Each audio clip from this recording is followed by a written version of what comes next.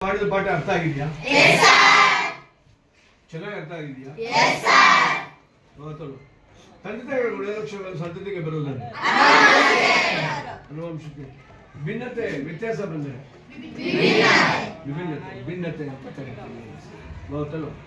So ಅನುವಂಶೀಯತೆಯನ್ನು ಓದುವಂತಹ ಶಾಸ್ತ್ರವನ್ನ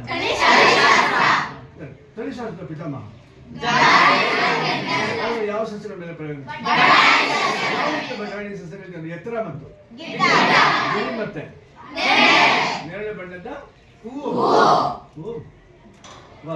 ಆಮೇಲೆ ದುಡ್ಡನೆ ಮತ್ತು ಯಾವುದು ಸಸ್ಯಗಳ ಗೊತ್ತಾಯ್ತಲ್ವ? ಅನುವಂಶೀಯತೆ ವಸ್ತುಗಳು ಕ್ರೋಮೋಸೋಮ್ಗಳು